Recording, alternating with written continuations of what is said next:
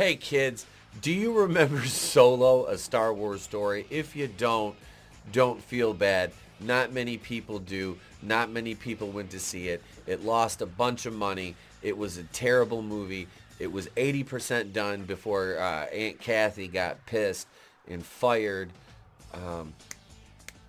I can't remember. But brought in Opie, whose greatest contribution to American cinema is his daughter's fucking dump truck ass. Bryce, we're looking at you, Gwen Stacy, with that wagon. We know what you were packing. Anyway, before I get off on big booties, we actually have an... Jesus Christ. Wording. Phrasing. Hey, phrasing! We have an article we're going to talk about over here at Bounding into Comics. Solo, A Star Wars Story director Ron Howard makes bizarre claim that Lucasfilm loved the fans and really do listen. Now, we did a video about the Bad Batch. I don't know if that one's come out yet or not. It just release order. But they'll be linked together. This is funny because this article, they say Lucasfilm loved the fans and really do listen. They recently bent the knee to some fans calling Lucasfilm racist for the Bad Batch character design, saying they whitewashed the fictional clones and had a white voice actor, D. Bradley Baker or whatever, doing the voice of the clones, which was similar to, say, me doing a black accent. That's racist. You can't do it. My God, these Maori people are so marginalized as far as voice acting. You hear how ridiculous this sounds? This is as ridiculous as saying that Lucasfilm really do love the fans. Solo, A Star Wars Story director Ron Howard recently made bizarre claims that Star Wars parent company Lucasfilm actually loves their fans and listens to them despite repeated evidence to the contrary where they've derided and denigrated them. The worst character, one of the worst characters Disney has ever come up with, the casting of young Solo, which was Soilo, Alden Peckerwood, literally with no acting credits still, maybe one after that right here. This guy was Han Solo, and just a pathetic excuse for Han Solo. I mean, nothing about this guy said Han Solo or any, male energy at all. This was, look at him. He's mad because his chai latte doesn't have extra foam. I don't know. Speaking with NME while providing an update on a possible sequel to Solo, A Star Wars Story. Nobody wanted a sequel to that. Nobody wanted it in the first place. Damn near nobody wants a sequel, bud. Nobody here wanted this. Howard first indicated Lucasfilm has no intentions of making a sequel after the film bombed at the box office, despite being the film being an obvious vehicle for spin-offs with the return of Darth Maul, which made no sense, the recasting of Lando Calrissian and making him bang toasters, and then a Han Solo with younger actors. Howard told the outlet, the only discussion that I'm aware about a sequel for Solo is coming from the fans at this point. He added, I don't think it's a Lucasfilm priority as I understand it. And that would be something that you're right about, sir. And of course, Freckle Jesus was in this movie because they love Freckle Jesus at Lucasfilm. Freckle Jesus was an integral part of Falcon and the white privileged Winter Soldier. Remember the show that told you you had to do better? You must be even better. Howard then went on to claim Lucasfilm loves its fans. He stated, but there's some great characters launched, and then the folks from Lucasfilm love the fans and really do listen, so I would say never, but I'm not aware of any concrete plans right now to extend the story or deal with that particular set of characters. Yeah, remember this scene when Han Solo was like, hey, how does it feel to shove your dick in a toaster? And L337 social justice bot was like, yeah, it works. I can't. Phoebe Waller-Bridge. Yeah, new Indiana Jones. That bitch is gonna be. She's Indiana Jones, but she was Lando's sex bot in Soy Wars, a Soy Wars story. Soylo, a Soy Wars story. Yeah, Billy, drink your juice and fuck your robots, Billy. Jesus. What have you done to Star Wars? You destroyed it. Oh, that's almost cold. It's hard to imagine Lucasfilm loves its fans when Lucasfilm president Kathleen Kennedy made it crystal clear from the onset she set out to radically alter the company and the product it creates. Back in 2015 at Fortune magazine's most powerful women's summit, Kennedy revealed the role she played in making Rey the main character in Star Wars The Force Awakens. She responded saying, "It's one of the very first things JJ and I talked about, and that we talked to Alan Horn about it. It was an early decision and the choice and something that we worked a long time developing." You worked all that time developing a shit character. And Rey happens to be a world-class pilot. Who was a Mary Sue that really never suffered any hardships. Happens to have Luke Skywalker's lightsaber, which happens to have a huge connection with Rey because she happens to have force powers. Or suffered any losses, but she was the greatest ever. So when she gets captured by Kylo Ren, she happens to realize she has powers that help her escape. Everybody liked her because they had to like her because the plot needed them to. Good job, Kathy. Doesn't that all feel a little too convenient? Yeah, but I think we could chalk it up to like the will of the Force or whatever. She went on to discuss her conversations with a number of licensing partners about putting a female character as the main protagonist in Star Wars. If it was a well-written character, it would have worked, but unfortunately you went the other direction with it. She stated, "I think the interesting path we've had is the conversation that took place around consumer products, because there were a lot of companies that were in place who frankly didn't feel that Star Wars was for girls." And this is the thing. Women and girls liked Star Wars as it was. They didn't need it fundamentally changed, and they didn't need to be pandered to and told, hey, look, you can like it now because there's a girl boss. They didn't need that. They liked the original characters. Princess Leia was like the ultimate. I mean, she was a badass. Yeah, she was beautiful, but she was badass. She handled her shit. Single-handedly kills Jabba the Hutt, frees herself from captivity. But hey, what you got to have Rey, who everybody likes and loves and respects, and she's the bestest ever, right? You got to have that. And speaking of Kathleen Kennedy, I wonder if Scumbag Doomtap has a video coming out about when she'll be fired again.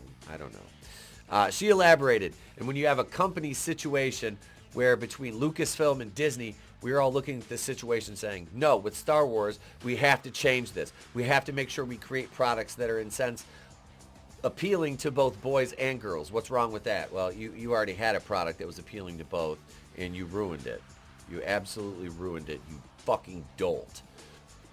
While she would initially claim she wanted products for both girls and boys, she would then provide an example specifically creating the product for girls. Kennedy said, I mean, even with simple things like t-shirts, that's a fantastic story with this young woman who came to Lucasfilm in 2009. She plays the character of Ahsoka in both Rebels, and she had a role in Clone Wars. And she came to Lucasfilm in 2009 saying, why aren't there clothes that are tied to Star Wars for girls?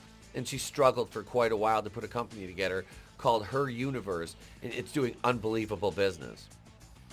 Yes, because that's the most important thing in Star Wars.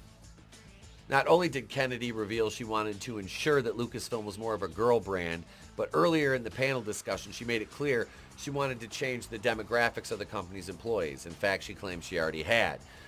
She stated, the fact that the company was bought by the Walt Disney Company has been amazing because they very much support the fact that we're trying to grow in the workforce a number of women in executive positions and in all positions inside the company.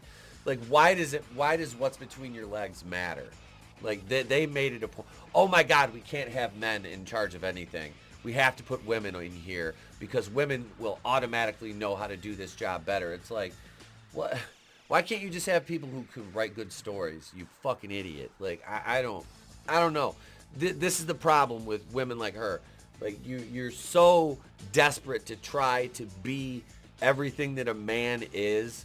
Like, you just shit all over it, though. That's the thing. Because you're like, I want to be just as good as the man, but I'm going to denigrate men at every turn. Like, and I'm not saying this to be misogynist.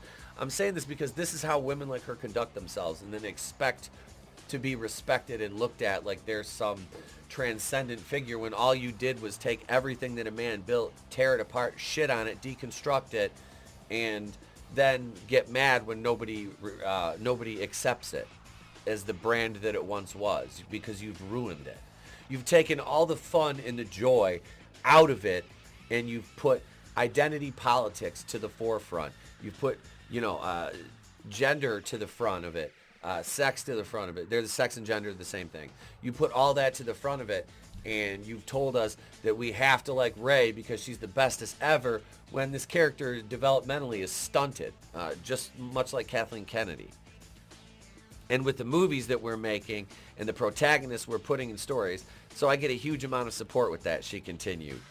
She then touted, but we have 50% of our executive team that are women, and 6 out of 8 of the people in my story group are women. And I'm sure there's a lot of people that would be surprised that we're making Star Wars movies, and the majority of the people involved in the development of those stories are women. I think it's making a huge difference in the stories we're trying to tell. Yeah, they suck. They suck. Not because you have women, but because you have women who don't respect the brand. They don't respect the lore. They don't respect the characters. You can't put wine moms in charge of Star Wars and expect to have good storytelling. And say what you will about George Lucas, the original trilogy is perfection. The prequels, the Clone Wars notwithstanding, or Attack of the Clones, are still they're still enjoyable, all 3 of them. I do enjoy all 3 of them. As bad as the prequels get, they're better than anything in the Disney era. So, and that's Rogue One included. So spare me that. Not only did Kennedy claim she set out from the beginning to fundamentally change the stories Star Wars tells, but under her leadership, the company's actively attacked its fans, whether it was The Last Jedi director Rian Johnson, calling his critics man babies, or the entire Star Wars brand, decrying their fans as racist. I'm not going to talk about Rian. We all know what Rian did. We all know The Last Jedi. That was a linchpin that brought a lot of us in the community together. After Lucasfilm employee Christina Ariel posted numerous tweets, she called out all white people as racist. Star Wars officially backed her position, tweeting, "Our Star Wars community is one of hope and inclusivity," because, of course, they'll say that. "We do not stand for bullying and racism. We support Christina Ariel." I did a few videos about her. She's an absolute racist piece of shit. I don't care. You're not a protected class, sweetheart. You're a dumb bitch, and you're a racist. There. You're fair game to be made fun of, just like everybody else. Not because of who you are or what's between your legs, but because you're a complete fucking dolt. On top of this obviously despicable behavior towards their fans, the actual films, TV shows, and comics they've produced actively insult their fans by making a mockery of legendary characters like Luke Skywalker, Yoda, and Obi-Wan Kenobi. Luke Skywalker is shown in The Last Jedi as a man who's given up hope, abandoned everything he stood for. At one point in the film, he tosses his lightsaber over his shoulder like it's a piece of garbage. He's even beaten down by Rey, who has zero training with a lightsaber. And yes, that scene in the theater was another one that just made me even more. I'm like, how is she besting Luke in combat? This makes no sense. This degradation of the character continued in the Book of Boba Fett, where a younger version of the character gives Grogu a very Sith-like choice between his friend Din Djarin and the Jedi. It was a choice that Luke rejected himself when he chose to attempt to save his friends at Bespin, then doubled down when he went to redeem his father, despite Yoda and Obi-Wan encouraging to kill his father in a lightsaber duel. Idiots. Yeah. These idiots at Lucasfilm, Kathleen Kennedy, we all know, like, it's kind of beating a dead horse at this point, but Star Wars is something that is very important to me. It's very important to my son, our relationship, and like I said, as we were sick over Christmas, we were going to bed early, and we would watch the original trilogy. We'd watch the prequels, because it's like we love those movies, and he's the one asking to watch the old ones. He's not asking for the new ones. There is insurmountable, and I've let him watch all of them, and he doesn't like them. There is insurmountable evidence that Lucasfilm does not love its fans and actively does not listen to them. One only needs to look at their new production, The Acolyte. Oh, that's Harvey Weinstein's Acolyte, Leslie Headland's ill-fated Star Wars series with their, trans, non-binary, whatever, lead actor, actress. Whatever it is. Instead of providing fans with a Star Wars story set in an accurate, expanded universe, the Old Republic, the company is creating a show that looks to break George Lucas lore around the Sith in a show set in Disney's creation of the High Republic. Oh, that's going to be trash. If they actually listen to fans, the High Republic wouldn't even exist, and there would be a plethora of interesting stories in the Old Republic. Yeah. Amanda Stenberg, Lee Jung-jae, and director Leslie Headland at this. Jesus, the blockhead grew her hair out. This is going to be garbage. This is going to be such trash. This is gonna suck. I don't know. It seemed to me like that article just kind of meandered a little bit off the beaten path because we started talking about Ron Howard and then it veered off into like the side stories. But a point was made that there is really no love for the fan base out of Lucasfilm. They can posture all they want. We know how they look at things, and it's through a lens of activism, not storytelling, and a want to tell good stories and you know, make their fan base happy. We know that's their modus operandi, folks, and it has been since Disney took over and, you know, they truly showed their hand in what they were going to do with the sequel trilogy and the trajectory of Star Wars. I mean, you know, lest we forget a rock pilot named Geode, you know, the Great Jedi Bake Off. I mean, this is just some of the just the characters. They had the Leox Gaassi. I mean, yeah, we remember the High Republic, that rollout and how that flopped. And yeah, please don't bend the knee to Lucasfilm. Just reject this garbage because it is garbage. You've got EU material to last a lifetime in the originals, and if you so choose, like I do, the prequels. There's enough Star Wars out there that's good and enjoyable. Like I said, right now I'm reading my son Tales of the Bounty Hunters. So we're almost through with the Dengar story, which this book was written in 1996. It's wonderful. If you haven't checked it out yet, I highly suggest it. I'm thinking next the Zahn trilogy, the Heir to the Empire, the Thrawn books. That's kind of what I'm leaning towards next. But if you have any suggestions for EU books for me, leave them in the comments below. And let me know what you think of this. Does Star Wars love their fans? We all know the answer, folks. Sound off in the comments for me, though, as I appreciate the interactions. Subscribe if you're not already. Do it. It's free. It always will be. Ding the bell for notifications. You can join as a channel member if you so choose. There are 2 tiers, $2.99, $4.99 a month. I'm Etepo Kuina, the place to be reviews. I've been here with all of you. If I don't see you, have a great day, a pleasant tomorrow, and I'll catch you on the next one. It's better to burn out than to fade away. I could do this all.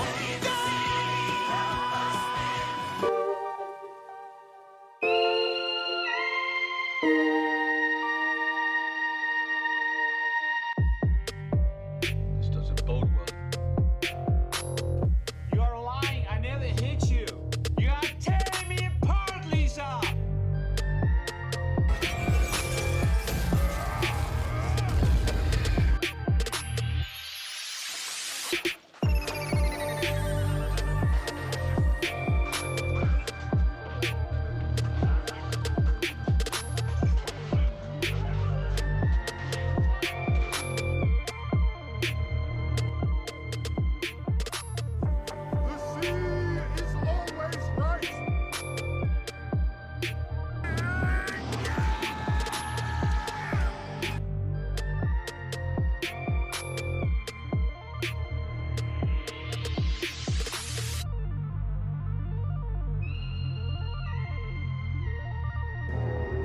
Tears, please. It's a waste of good suffering.